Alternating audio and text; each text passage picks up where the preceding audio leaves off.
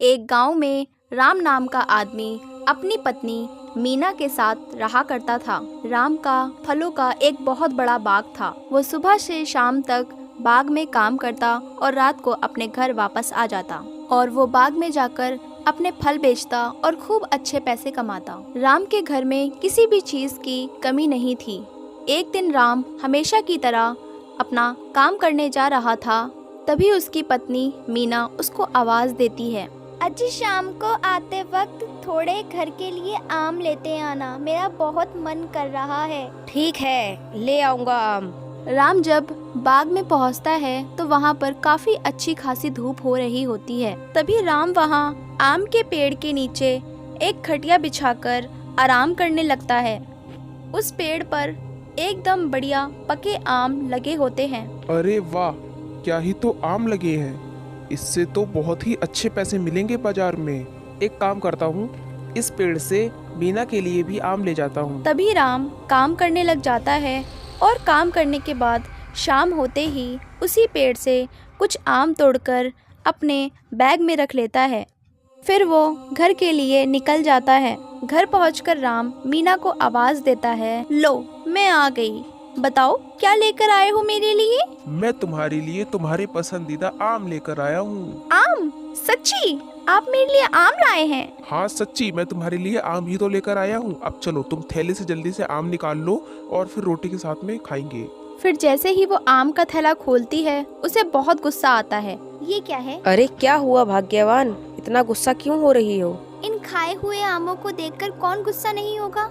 पूरे थैले में सिर्फ गुठलियाँ ही गुठलियाँ भरी हुई हैं। अरे ये क्या कह रही हो?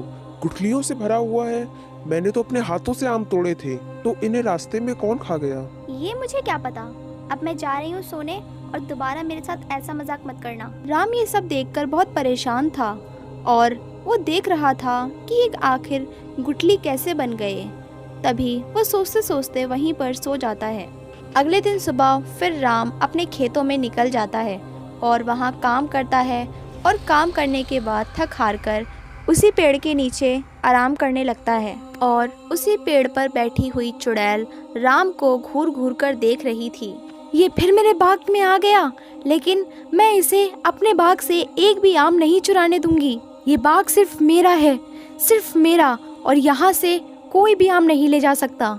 चुड़ैल उसी पेड़ पर बैठकर एक के बाद एक आम तोड़कर खाने लगती है और गुठलियाँ नीचे फेंकती रहती है। राम के पास बहुत सारी गुठलियाँ इकट्ठा हो जाती हैं क्योंकि उस चुड़ैल को आम इतने ज़्यादा पसंद थे कि वो आम खाना बंद ही नहीं कर रही थी। तभी राम अचानक से उठ जाता है। फिर अचानक से उसकी नज़र उन गुठलियों पे जाती है। वो देखकर हैरान हो जाता है। ये गुठली, इतनी सारी गुठलियाँ इधर कैसे डली हैं? अभी जब मैं यहाँ पर आके लेटा था तो यहाँ पर एक भी गुठली नहीं थी, तो अचानक से यहाँ पर इतनी सारी गुठलियाँ कैसे आ गईं? कौन है जो मेरे खेतों के आम खा रहा है? और हिम्मत तो देखो उसकी, मेरे ही खेत के आम खा के मेरे पास ही फेंक के जा रहा है। जो भी है उसको छोड़ूंगा नहीं मैं। लेकिन जब वो इधर उधर देखता है तो उसको वहाँ पर कोई दिखाई नहीं देता। पागल आदमी, इसे तो कभी पता ही नहीं चलेगा कि ये किसका काम है। तभी चुड़ैल को बहुत गुस्सा आने लग जाता है क्योंकि राम फिर से आम तोड़ने लगता है। इसकी हिम्मत तो देखो, मेरे बाग से आम तोड़ रहा है। अब मैं इसको छोड़ूंगी नहीं। काफी सारे आम हो गए हैं, चलो अब घर चलते हैं क्योंकि काफी देर भी हो गई है, कहीं रात ना हो जाए। तभी राम घर के लिए निकल जाता है और उसके पीछे पीछे चुड़ैल उसका पीछा करने लग जाती है। लेकिन आज राम को घर जाते वक्त कुछ ज़्यादा ही देर हो जाती है और इधर उधर भी बिल्कुल सन्नाटा हो जाता है और राम को कुछ ऐसा एहसास हुआ कि उसके पीछे कोई आ रहा है। तभी राम पीछे मुड़कर देखता है तो उसको वहाँ पर कोई भी दिखाई नहीं देता। बड़ी अजीब बात है कि अभी तो मेरे पीछे कोई चल रहा था और अब मैं जब देख रहा हूँ तो कोई है नहीं, तो ये हो कैसे सकता है? खैर कोई बात नहीं, अब मैं जल्दी से अपने घर पहुँचता हूँ। तभी राम फिर से आगे चलने लगता है और उसको दोबारा से वही आवाज़ें सुनाई देने लगती हैं। तभी राम झट से पीछे देखता है, लेकिन इस बार भी उसको पीछे कोई दिखाई नहीं देता।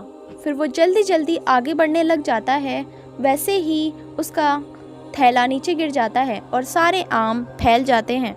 फिर राम अपने गिरे हुए आम उठाने लगता है। तभी अचानक से उसके सामने आकर एक चुड़ैल बैठ जाती है। तभी वो चुड़ैल उसके सारे आम छीन लेती है और उसको मार डालती है।